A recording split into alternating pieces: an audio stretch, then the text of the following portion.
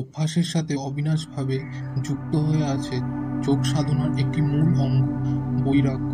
তাই মহর্ষি পতঞ্জলি আমাদেরকে বলেছেন অভ্যাস বৈরাগ্যাম ভ্যাং, অর্থাৎ এখানে দুটি শব্দ রয়েছে, একটি হলো অভ্যাসেন, অপরটি হলো বৈরাগ্যেন। আমাদেরকে বলেছেন একসাথে চালাতে দুটি সাধনা, একটি পজিটিভ এবং একটি নেগেটিভ, উভয়তেই আমাদেরকে মন লাগাতে বলেছেন। এরই নাম তিনি বারবার অভ্যাস বলে বলেছেন আমাদেরকে। কখনো আমাদের মন সরাতে হবে, কখনো গোটাতে হবে, এরই নাম বৈরাগ্য।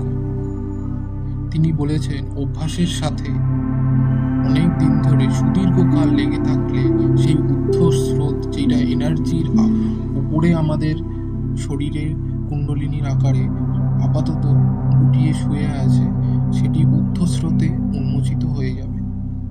ঠিক একই সাথে আমাদের নিম্ন স্রোত, তার নিচে যাওয়ার প্রবৃত্তিটাকেও বাধা দিতে হবে।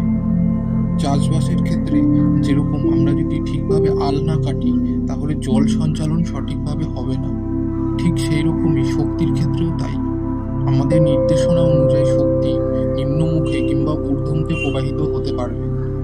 তার জন্য মহর্ষি পতঞ্জলি বারবার বলেছেন বৈরাগ্য অভ্যাস করতে। নিরন্তর প্রচেষ্টার মাধ্যমে আমরা যদি অভ্যাসের প্রতি নিজেদেরকে সারেন্ডার করতে পারি, সমস্ত কিছু নিবেদন করতে পারি, তবেই আমরা এই যোগ অভ্যাসের পথে আরো এগিয়ে যেতে পারবো।